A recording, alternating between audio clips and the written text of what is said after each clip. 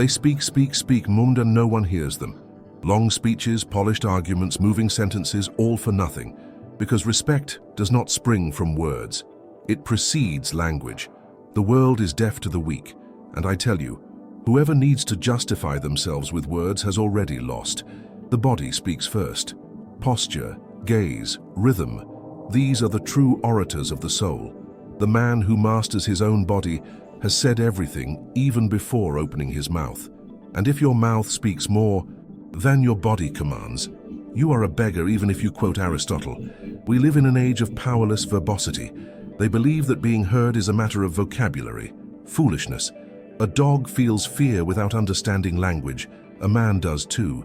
A curved spine screams submission. Slumped shoulders betray defeat. Hurry reveals anxiety. And anxiety is the opposite of power. The true master does not ask for silence, he provokes it. He does not demand respect, he radiates it. His mere presence reorganizes the environment. He does not debate, he exists. And that is enough. If you still need to prove your worth, then you do not yet have it. An upright spine is the invisible sword of those who do not bow. A man who walks like a servant will be treated as such, even if he carries diplomas and medals. The world does not listen to words, it interprets signs. And the most brutal sign of weakness is a shrunken body, as if apologizing for existing. The true modern warrior does not need armor. He wears his own presence. He enters a space as if he already belongs to it, and not because he was invited, but because he decided to occupy the space with dignity.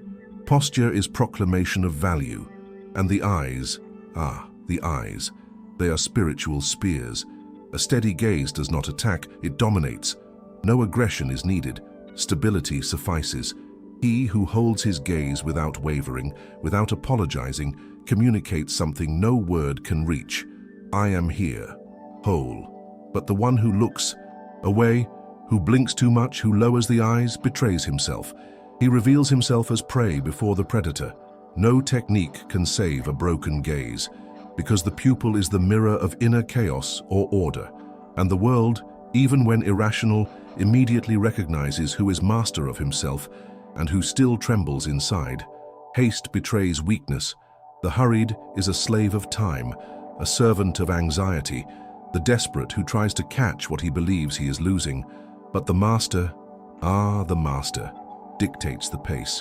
He walks slowly as one who knows that everything will come to him, or that none of it matters. Mastery begins in cadence. He who moves like a king does not need to say he is a king. The god does not run. The predator does not hurry. Calm is the signature of power, because he who feels urgent is fleeing. Fleeing from himself, from others, from the gaze. And no one respects a fugitive. Observe any room.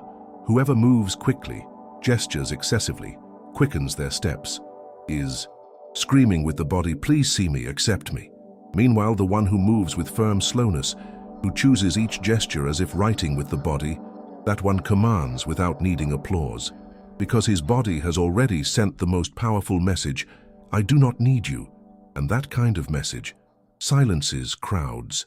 The language of authority is not made of words nor of sounds. It is made of pauses, of space, of a presence that weighs. Whoever controls the rhythm has already won. The world belongs to those who occupy it without asking permission. He who shrinks into a corner, who crosses arms as if apologizing for breathing, who leans against walls to go unnoticed, has already lost. Presence begins with the body that is not afraid to be seen. The dominant animal does not hide. It shows itself, not to flaunt, but because it feels no need to erase itself. And the noble man is the same. He does not withdraw, does not beg for space. He takes it with elegance, with naturalness, with that fierce calm only the whole know. To be is to occupy. He who fears being noticed has already betrayed his greatness, because presence is the silent declaration, I deserve to be here. And the world, even if irrational, responds to that sign with respect. The body communicates what the soul believes. If your body begs permission, your soul has already knelt. But if your body affirms itself, not with violence but with conviction, then others are just around you. Whoever enters a space as one who carries value, transforms that space. And whoever enters like a shadow leaves forgotten, because before hearing you, they interpret you. There is no use training the body if the soul continues crawling. True body language is not performance, it is consequence. It is the visible reflection of a silent conviction. A man who respects himself does not need to force posture. He simply carries weight, the weight of himself, the weight of his own history, of his choices, of his truth.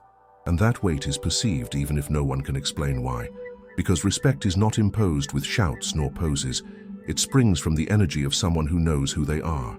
And whoever knows who they are no longer needs to convince anyone. There is a vibration that precedes every gesture, an energy that enters before the body. And that energy cannot be imitated, only earned. It is the result of internal battles won in silence. The man who carries this energy needs no techniques. He is technique incarnate, and the world, even blind, recognizes. Because the true soul communicates without a filter. Authentic presence imposes reverence or irritation, but never indifference. The pretender is invisible. The genuine weighs, and its weight does not come from the voice. It comes from what has been built within. Only he who does not betray himself can command. The world senses, even if it doesn't understand.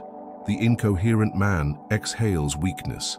He who says, "I am strong," but lives to please, smells of desperation. And desperation, my dear friends, stinks. Body language is only the mirror of self-image. And he who hates himself, who is ashamed of himself, who molds himself to others' tastes, will never be respected. Because respect does not arise from performance but from integrity. The world does not respect the handsome, the intelligent, the kind. It respects the coherent. He who is inside what he upholds outside. The man who tries to appear something he is not, is always in debt to the gaze of others. He lives anxious, lives acting, lives fearing being discovered. But he who has aligned with himself, who no longer negotiates his principles, who does not lower himself nor exalt himself for applause, that one imposes himself with a silence that shouts. The respect he receives is not demanded. It is inevitable. Because everything in his presence says, "I am not here to please." And that kind of man is increasingly rare. And because of that, he is remembered. Because his mere existence is an affront to conformity. The majority is not rejected, it is ignored. Not because it lacks value, but because it never claimed it. They live on the margins, waiting to be noticed, recognized, invited. But the world does not invite. The world tests. And if you do not rise, it crushes you. If you do not occupy, it discards you. The decision to emerge from invisibility is the first act of greatness. It is not about shouting. It is about existing with clarity. It is declaring with every gesture, "I am here, and I do not ask permission." Whoever waits to be noticed without first deciding to exist will be forgotten even before beginning. And if this seems harsh to you, it is because they raised you to be likable, not admirable. Modern culture teaches men to be sweet, not imposing, teaches to smile, not to occupy. But the truth is simple. He who does not take a stand will be shaped. He who does not impose presence will be replaced. And it does not matter how good, how kind, how competent you are. The soul that does not position itself with force will be treated as noise. The decision to appear truly with all you are is the difference between being an extra on life's stage or the protagonist of your own destiny. Do you want respect? Then stop asking for it. Respect is not begged. It is built, and the foundation is within. It is in every decision you make when no one is watching. It is every time you say no to what diminishes you. It is in your discipline, in your silence, in your refusal to be less than you can be. Respect begins when you stop adjusting to the world and start shaping yourself by your own truth. He who aligns with his essence becomes inevitable. He who lives to please becomes disposable. The world may not applaud you, but it will listen. Because the true man weighs, even in silence. If you can bear to hear this, great. Perhaps there is still fire within you. But if this disturbs you, if it wounds you, then go. This video is not comfort for those who live in neediness, but if you are still here, like this video and comment, "I do not ask for respect, I become worthy of it." Write this not for me, but for yourself. Because this phrase is not a slogan. It is a declaration of war. And subscribe to the channel if you know there is something sleeping within you. Here, we will not give you approval. We will give you a mirror, and whoever faces that mirror head-on has already begun to change. Remember this, no one will seem great while remaining small inside. Body language is only the echo of the soul. The world interprets you before it hears you, and if your presence does not communicate value, nothing you say will change that. So lift your chin, align your spine, open your chest, not as a theatrical gesture, but as a ritual of rebirth. Stop begging for space, become space.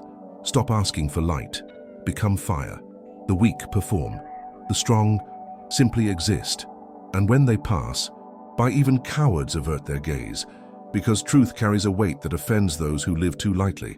This was not a video about body language, it was a call to integrity. A summons to war against the smallness you accepted to carry. If you have understood this, go, not to repeat phrases, but to transform gestures. The world does not need more men who talk. It needs presences that silence the noise. And if one day someone asks why they respect you, let your answer be the silence of your posture itself. Because there is greatness that does not need explanation, only feeling. And when it arrives, everyone perceives something greater stands among us.